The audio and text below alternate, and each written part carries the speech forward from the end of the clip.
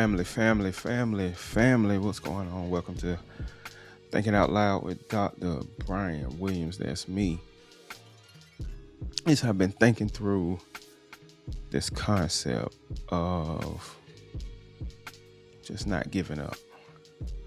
This idea that you've come too far to quit.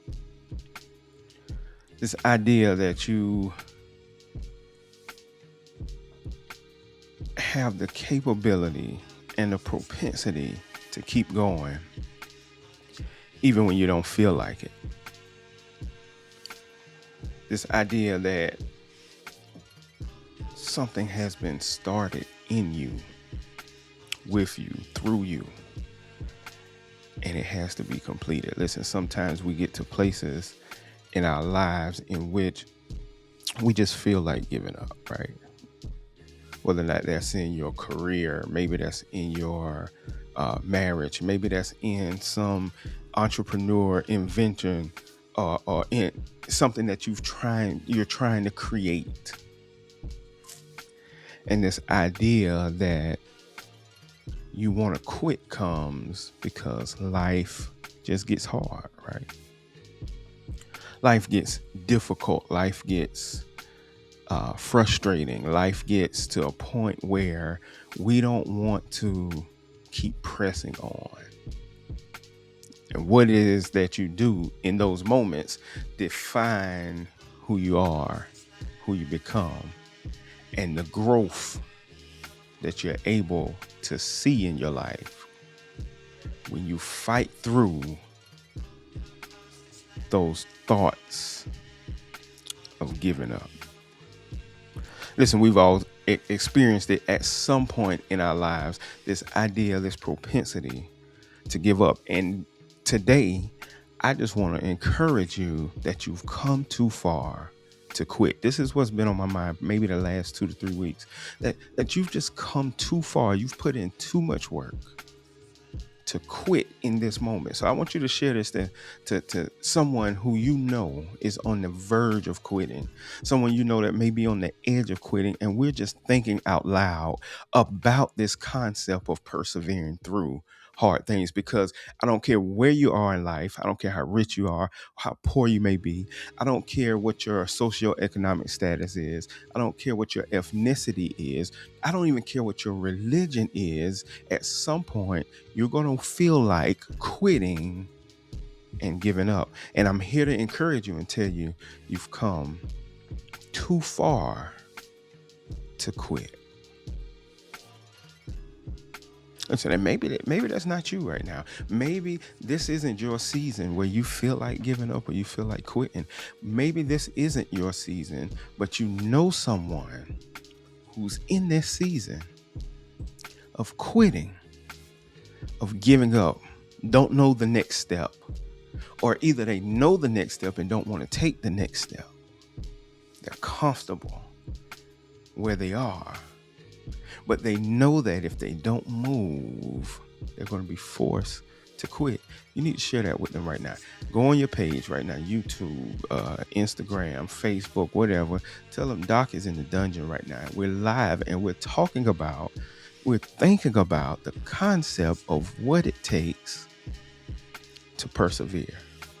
And I don't plan on being long. I just want to think through this idea of persevering through hard times. There's a link in the chat, whether or not you're on Facebook or on YouTube. There's a link. If you want to join the conversation, you want to come on live and cut your camera on and talk about what we're talking about, you can do that. But we're talking about this idea of persevering. Listen, don't let a difficult chapter convince you that the story is over. Let me say that again. Don't let a difficult chapter convince you that the story is over. See, oftentimes we get in those difficult seasons and we tend to think that God isn't still writing the book. We tend to think that because we feel like quitting, that is an indication that it's all over. But oftentimes, the feeling of quitting is an indication that breakthrough may be around the corner. Right. There's a saying that people say that the darkest part of the night comes right before the morning. And so when you feel that inclination to quit, oftentimes that's an indication that there's a breakthrough somewhere near. And it's frustrating. It frustrates us when we get in those seasons of quitting. We get in those seasons of wanting to give up, and we give up too quickly, not realizing that we were one step away from the breakthrough that we needed in our life to move forward. Whether or not that's your career, whether or not that's your marriage, whether or not that's your relationships, whatever it may be, sometimes if you consider quitting too quickly, you'll miss the lesson in the moment. And perspective is so critical, because if you begin to look at your seasons of wanting to quit, you'll find that if you take a different perspective, you'll see that you were growing the entire time. Whew.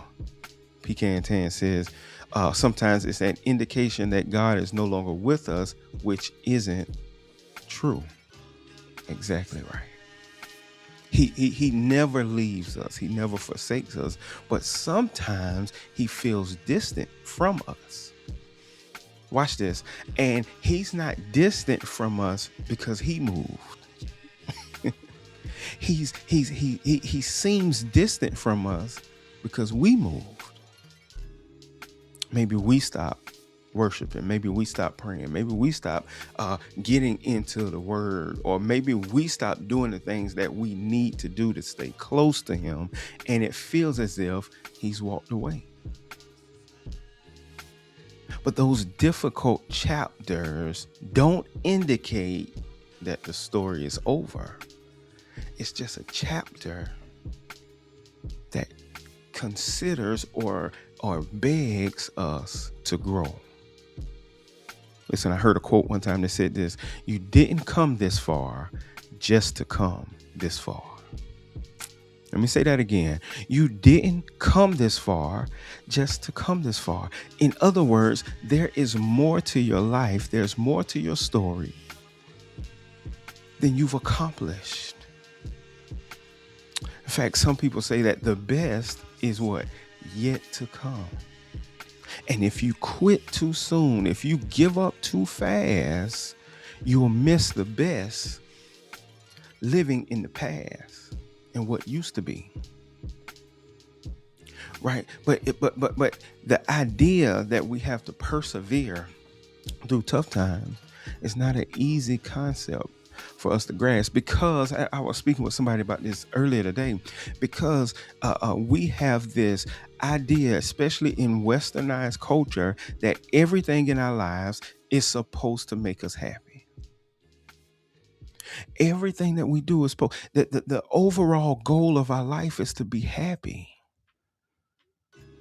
And if I was to shock you, I would say that that's not true. God is not completely and totally concerned about our happiness. He's concerned about his glory and our growth. And oftentimes you have to go through seasons in which you can only look for joy and happiness in him. See, there are some times and some seasons where your job is not going to make you happy. There's some seasons where your children won't make you happy. There's some seasons where your spouse may not make you happy. But God didn't promise us happiness all the time.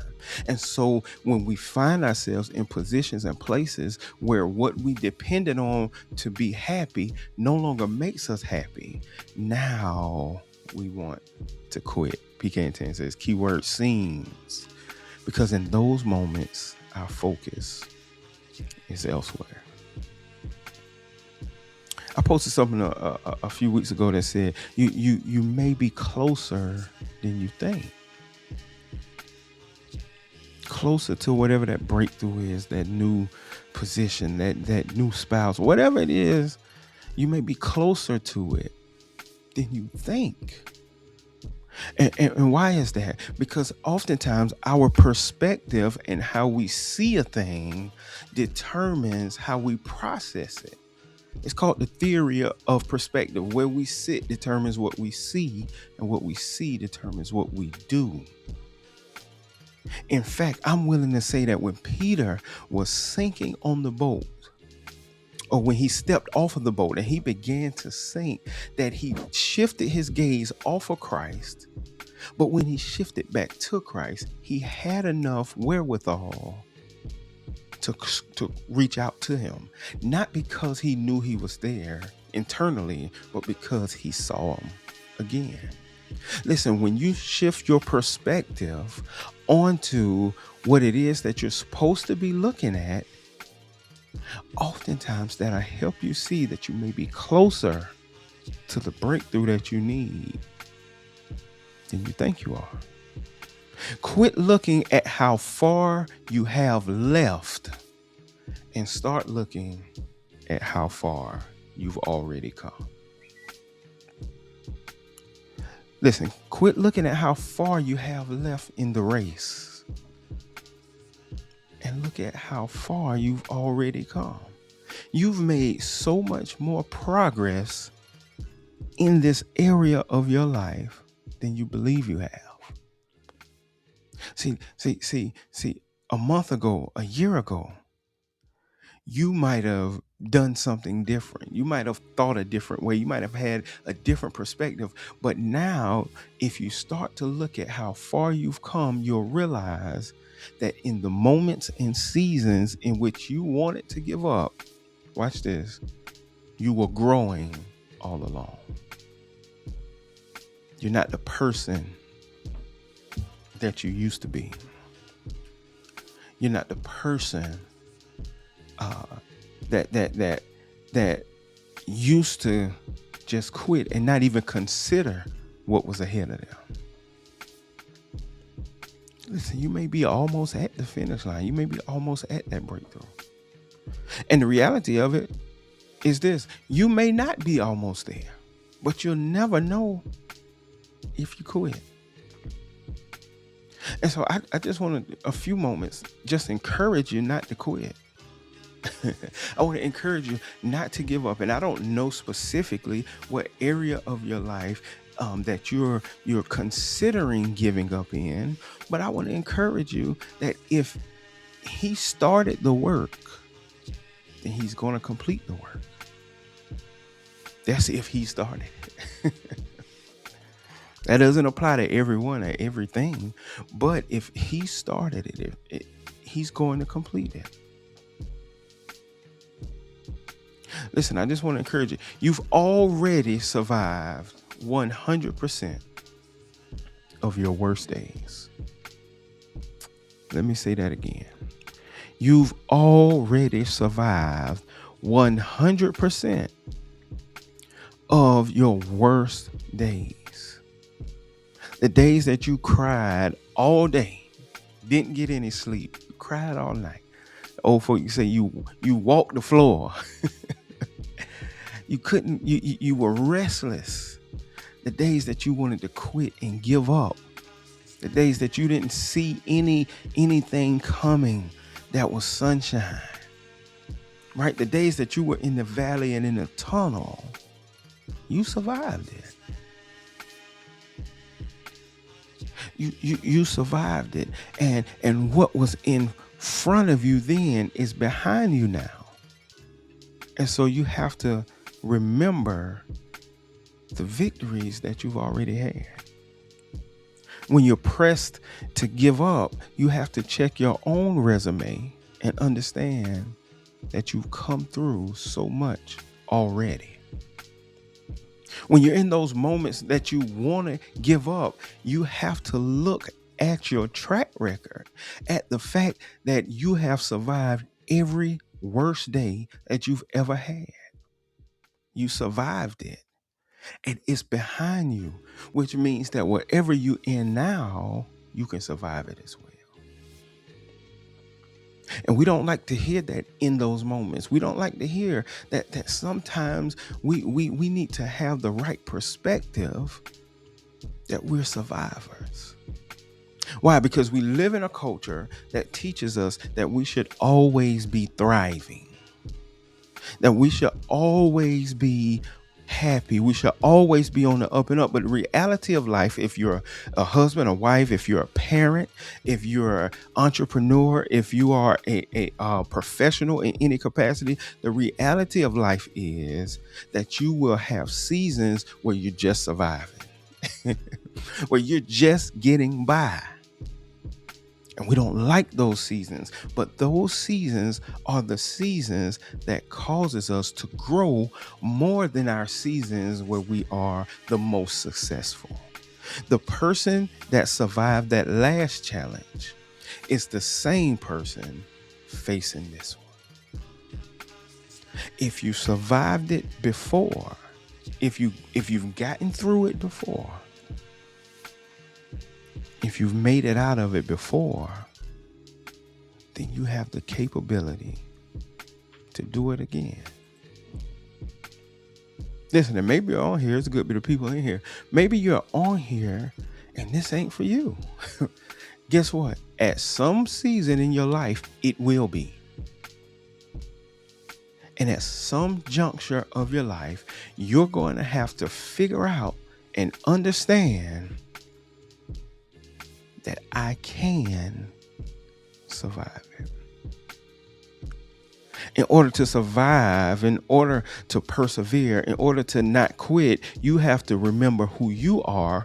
Watch this, but you have to also remember who God is. You have to remember who you are. What do I mean by that? You, the person that you are, is shaped by the things that you've survived. The person that you are is shaped by the things that you've grown through, not just the things that you've gone through. Let me say that again. The person that you are is shaped by not just what you've grown through, it's also shaped by what you've gone through. And you grow through what you go through. You grow when you go through hard times. In fact, the scripture says, and I'm not trying to be all in the scriptures, even though my shirt says, what do the scriptures say? I'm not trying to be all in the scriptures today, but the scripture says that we are developed, that perseverance develops patience in us. It teaches us how to wait. It teaches us how to grow. It teaches us how to help someone else. It teaches us how to survive and then thrive.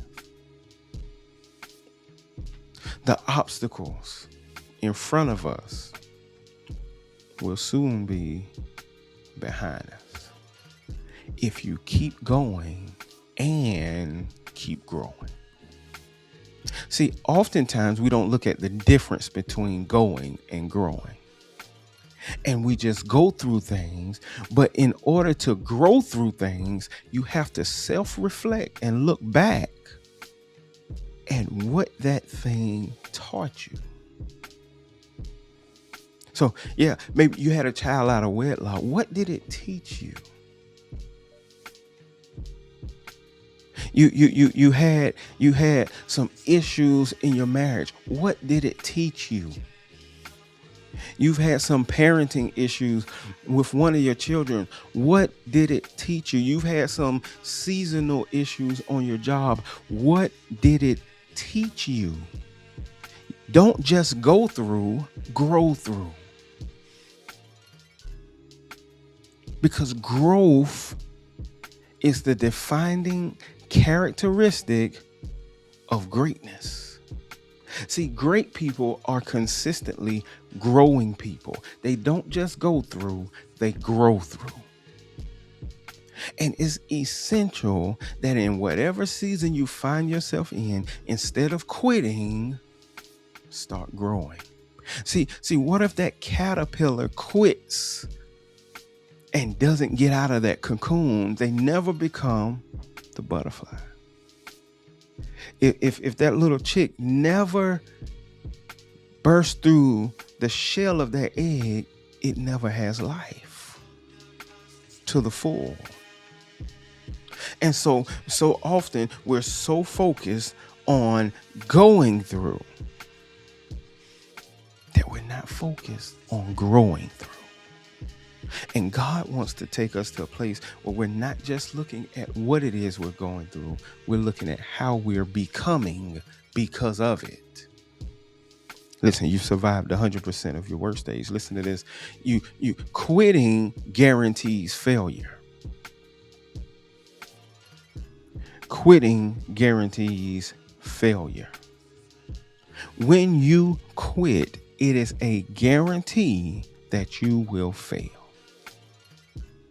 And nobody starts a thing with the intentions of failing. And listen, some of us don't even think about the fact that failure can derail your whole perspective on life. If you quit, your outcome is certain. If you quit, your outcome is certain. Your ability to move forward and grow is certain when you quit. You don't have the propensity or the capability to fight through something when you quit. You don't develop the strength needed for the future if you quit. If you go in the gym and you don't push yourself to muscle failure when you're lifting weights, you're never going to see growth. If you don't push yourself, you're never going to develop into the person that you're supposed to become. Things may be hard, but if you quit, they'll never get better. Absolutely. It's critical. It's critical. I worked my kids out yesterday on a Friday, and we worked out from about 4:30 to 6:30, 2 hours in the gym, dribbling and shooting. We probably took 400, 500 shots. And one thing I said to them when we got back in the car is, while your friends, your teammates might have been on TikTok right now, you're in the gym getting better. While your opponents might have been relaxing, you're in the gym getting better. Never quit that 1% growth every day. Just get better. Just get better every day. You always have a chance if you stay the course. One of my favorite movies is a movie called The Patriot with Mel Gibson, and it's a movie about the American Revolution, right? And one of the Patriot, Mel Gibson, I forgot his character's name, but his son is killed in the war, and he just wants to give up. He just wants to quit, and he's crying, and he's sitting up under the tree crying, and one of the other generals comes over to him, and he says 3 words to him. He says, "Stay the course." In other words, he was saying, I understand what happened. I understand how it made you feel. I understand what you're going through. But we began this work with a mission and a goal. Stay the course. And this is why it's incredibly important for you to have goals and plans and strategies in your life, because you can get to nowhere quickly if you don't know where you want to go. And you cannot stay the course if you haven't mapped out the course. You cannot stay the course if you don't have a goal. How can you stay the course if you're not committed to running the race? You started the year off, you had your little New Year's resolutions, and now you have no goals. You don't have any fitness goals. You don't have any financial goals. You don't have any relational goals. You don't have anything to stay the course for. Nothing is driving you. And he says to him, he says, stay the course. Remember the purpose of the plan. Do you remember the purpose of your plans when things get hard? Or do you not have any plans? Do you not have any goals? Do you not have any strategies? Because if you don't, you're going nowhere fast. The fastest way to get nowhere is to not know where you're going. Any road will get you there. If you don't know where you're going, any road will get you there. You have to be focused on the idea and the fact that if I stay the course, it means there's something ahead of me. Paul says it this way, looking unto him, the author and finisher of our faith. In other words, there's something I'm looking toward that's propelling me to go forward. And if you don't have anything that you're looking for, then it's easier for you to quit, but you didn't come this far to quit. Persistence keeps possibilities alive. When you keep pushing, if you notice, bad things happen. But guess what? Little good things, sunshine, starts to happen too.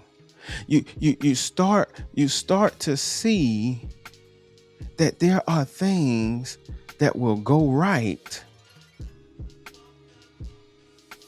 in your life when you keep pushing.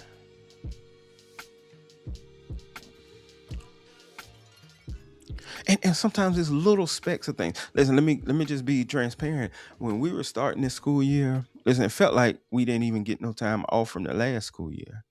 Right.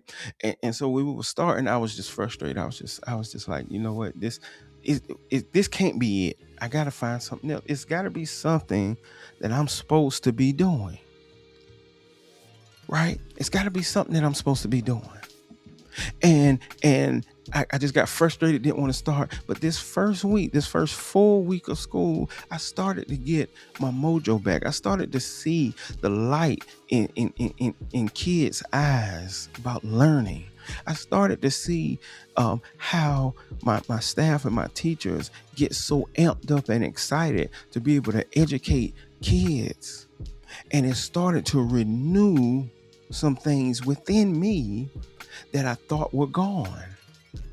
And if I would have quit and given up and said, you know what, I ain't coming back, I'm gonna go to Walmart and be a greeter until I can find something else. If I would have quit, I never would have found that renewal that is needed to go forward.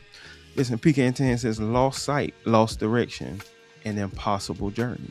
You gotta know where you're going, or any road will get you there. Keep moving. The story isn't over. Keep moving. The story isn't over. I posted something a couple months ago about the woman that was caught in adultery in the Bible. And the text says something so powerful. The text says that when she was brought to Jesus, Jesus bent down and he started writing in the dirt.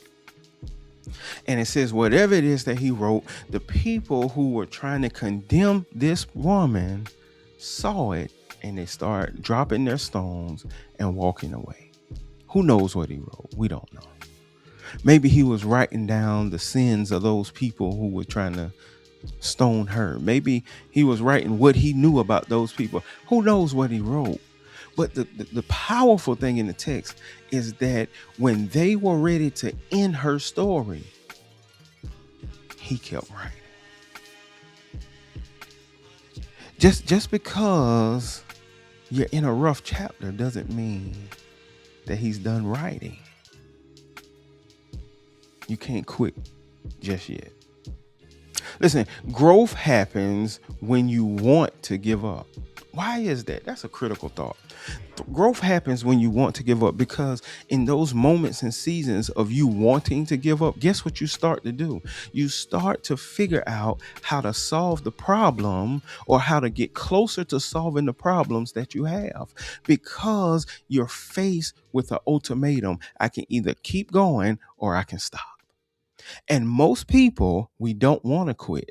We just think that that's the only option. The moments that test you the most, watch this, develop you the most. The moments that test you the most. See, that good child that you had that ain't never had no problems, that ain't the one that helped you grow the most as a parent. It's the one that put you through hell and high water that help you grow the most. So when you're in those seasons where you want to quit, those are the seasons of testing that are developing you. You're being developed in the moments that challenge you to quit. Pressure builds resilience. It builds discipline and confidence. See, you don't know who you are until you're put in predicaments where you have to prove to yourself first that you have the capability to keep fighting, that you have the capacity to keep going and keep growing. You don't know who you are until you're in those situations. And oftentimes we run away from situations in which we have to struggle because we don't understand that the struggle is development for the promise. The struggle is development for the promise. And maybe it is that you're not where you want to be, or you haven't walked in what you think is the destiny and the promise that's over your life. Maybe you're not there yet because you haven't struggled enough yet and you're not ready. Sobering fact, you may not be ready for what you prayed for. You may not be ready for what you prayed for. And that's a sobering fact, because the preacher gonna get up on Sunday and tell you that it's gonna happen suddenly. It's gonna happen right now, but you may not be ready for it. And if you aren't ready for it, God is just good enough to not give it to you. He's just good enough not to give you what will kill you and crush you if you're not prepared for it. My son goes to the gym with me sometimes, and he lifts weights, and he's getting stronger. He doesn't realize how strong he really is. He's getting stronger, and he squatted. He's 13, and he squatted the other day 295, and we stopped at 295, but I know he could have went a little higher. He squatted 295, but we didn't start with 295. We started with 185, and we went up to 225 and 250, and we just incrementally got him stronger so that he can handle the weight that he was asked to carry. And maybe you're not where you want to be because you're not strong enough to handle what it is that you're praying for. I heard Darius Daniels say this. It was critical, man. I wish I could take credit for it myself. He said the things that we really want, and he quoted somebody else. He said the things that we really want in our life typically happen gradually, then suddenly. But we skip over the gradually part because the gradually is what is developing us. The gradually is the frustration of not being where you are or where you want to be. It's the frustration of struggling. And if you notice, many of the miracles that Jesus performed in the Bible happened gradually, then suddenly. And what's going to happen in our lives is that as we keep struggling, as we keep praying, as we keep resisting the urge to quit, we are gradually getting stronger, and then suddenly that breakthrough happens. And it doesn't happen one moment before we're ready for it. The struggle is conditioning your mind and your body to be ready for what it is you prayed for. PK says, and others don't know either. When I was going through the initial part of West Nile, somebody told me, watching you go through that, I learned things about you and your spirituality that I didn't know.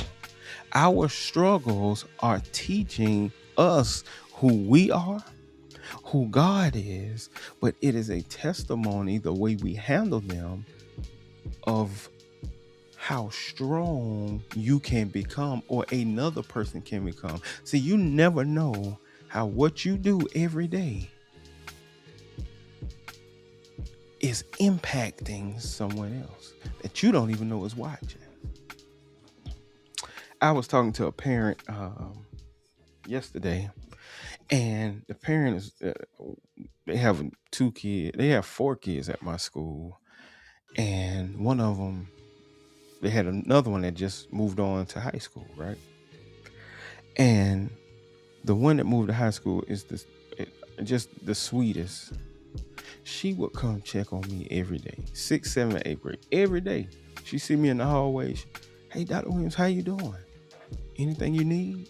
This is a middle schooler. And I told her grandmother yesterday, I said, I miss just the mere fact that someone would come and check to see how I was doing every day. Someone who could do nothing about however I was doing, but genuinely cared and was concerned. And you never know how what you may be going through in your life, what you may be facing, and the way you're handling the season that you want to give up, you never know how it's affecting someone who may be watching you closely or from afar. You never know it. Today's struggle is creating the person needed to walk into your destiny. You're being molded. Listen what Joseph said. Joseph, if you know who Joseph was in the Bible, his own brothers threw him into slavery. His own brothers tried to kill him. And at the end of the story, Joseph is over the food in Egypt during a famine, and he's able to save the lives of his entire family. And he makes this incredible statement. I think it's in maybe the 36th chapter of Genesis. He says this. He says that you meant it for evil, but God was doing it for my good. In other words, I'm in the position I'm in now because I didn't give up when I was in the seasons of struggle. I'm in the position I'm in now because I didn't give up in the seasons of struggle. And the position that you're in or will be in will only be beneficial to you and those around you if you stay the course. The challenge doesn't change, or the challenge doesn't just change the situation. The challenge changes you.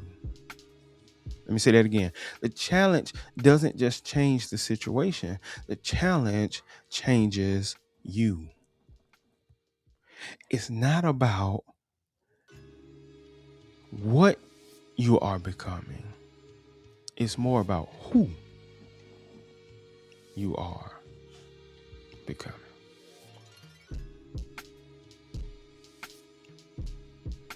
Listen, you've come too far to quit. Listen, you've invested too much to walk away now.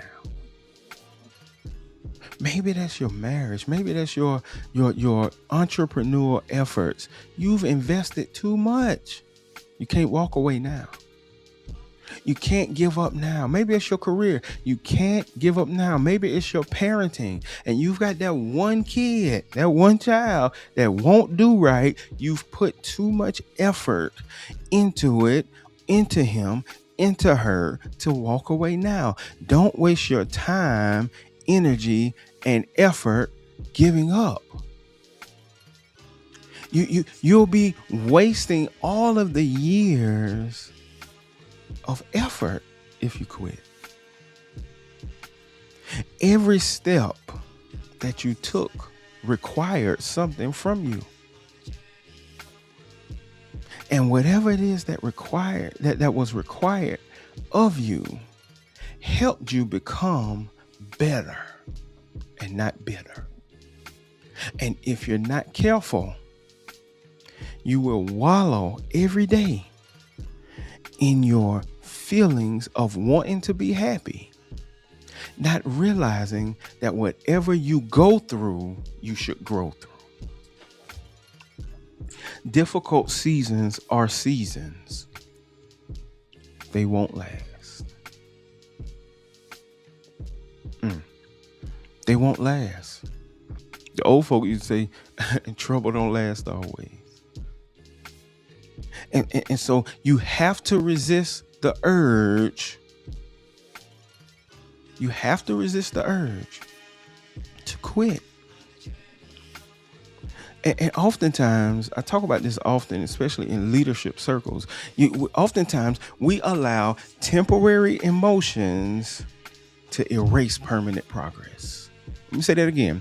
Don't allow temporary emotions to erase permanent progress. You've come so far, and you've gotten into your feelings. And when you get into your feelings, you make permanent decisions off of how you feel now, not keeping in perspective the past and the future.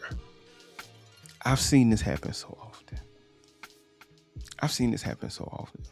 A staff member is frustrated at a certain situation, and because they are frustrated, they make a decision to quit something else, not understanding that they're making an emotional decision off of how they feel temporarily. You've come too far. I'm about to get out of here to quit. There's one more point that I want to make about that. The future you is counting on the present you. Let me say that again. The future father, the future husband, the future wife, the future friend, the future parent, sibling is counting on the present you.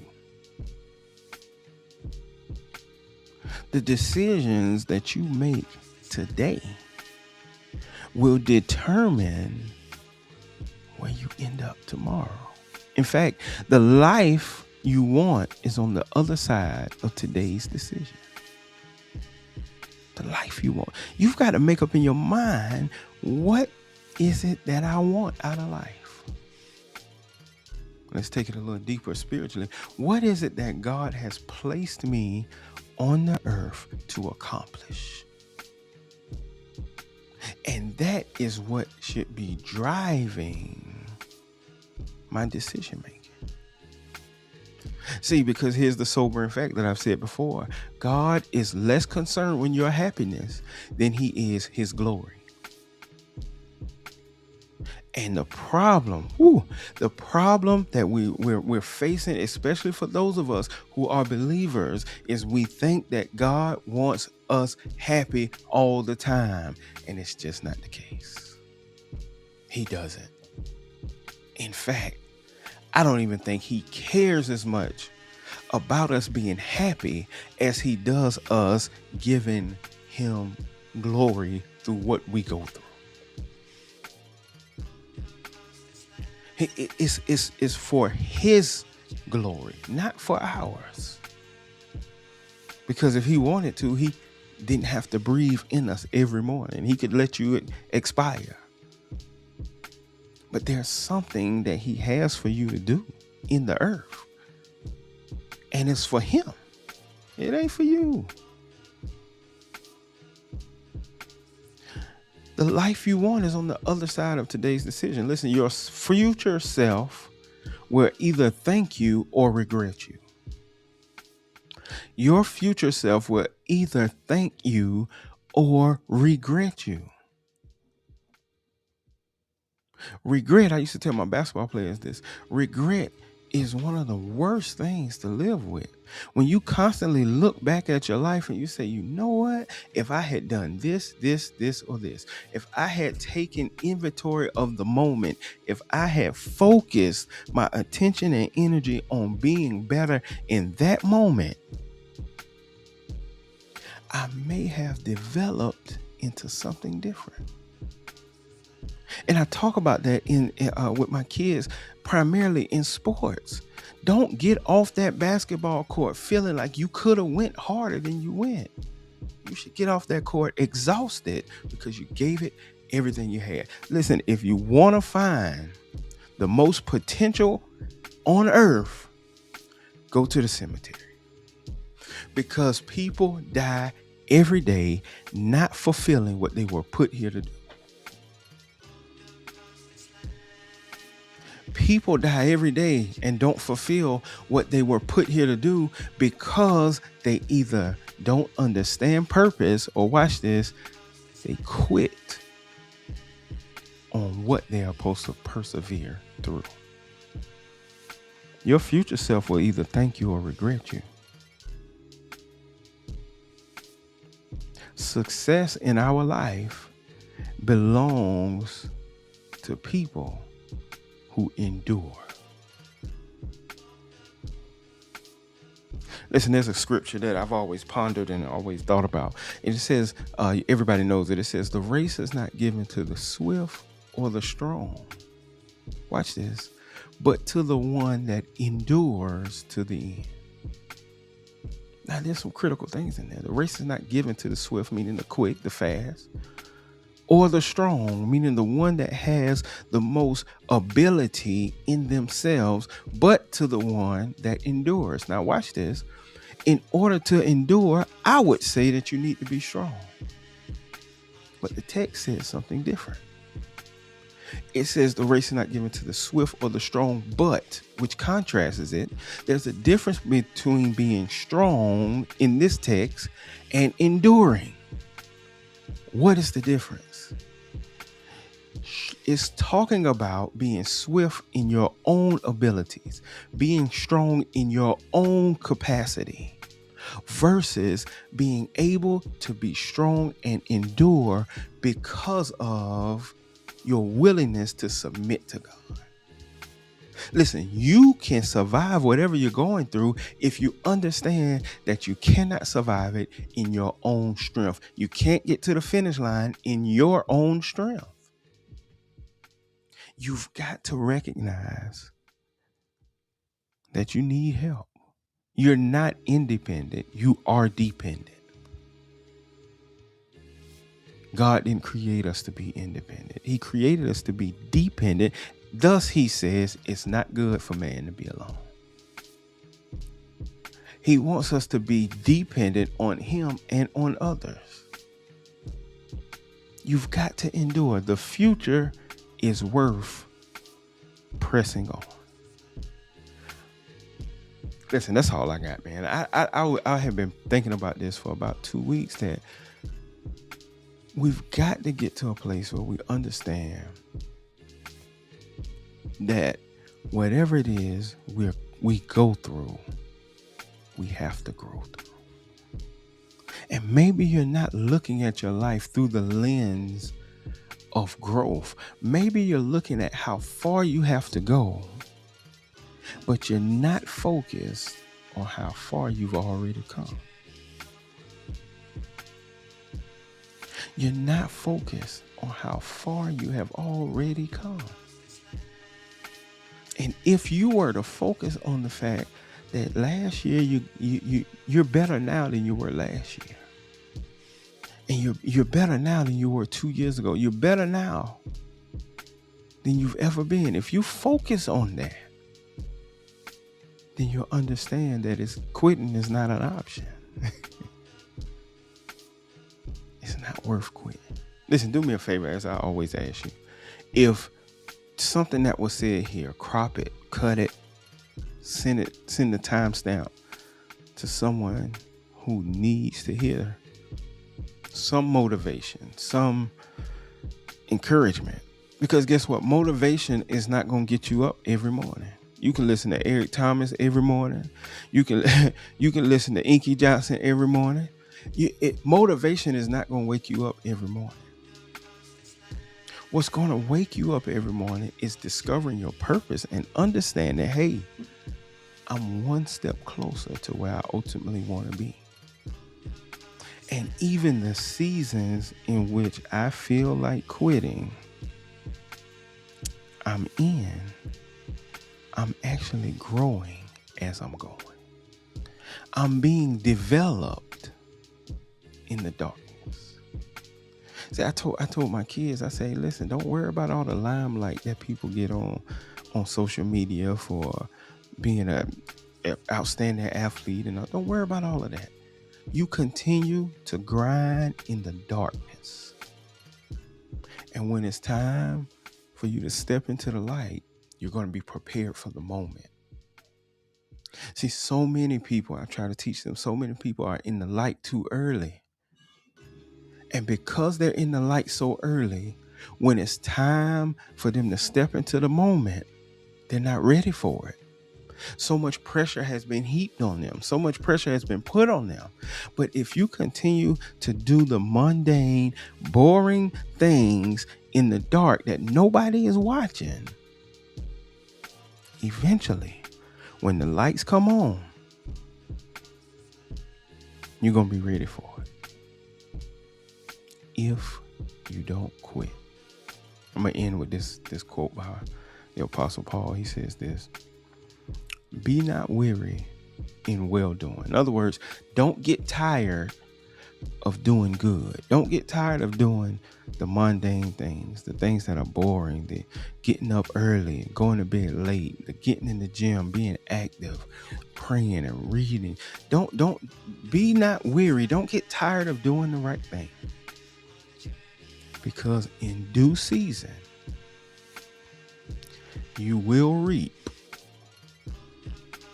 if you don't quit. Listen, you've come too far to quit. You've come too far to give up. Stay in the fight. Stay the course. Like the old folks say, put your time in. Payday. It's coming after a while. Listen, share this with somebody who needs to hear the fact they've gone through too much. They've gone too far. They've come this far. They shouldn't quit. They have what it takes to persevere. Listen, thank you for thinking out loud with me. It's Dr. Williams signing off. See you soon. I'll holler. Oh, my daughter said I had to do this before I got offline. She said I had to do the scoop. Y'all be good.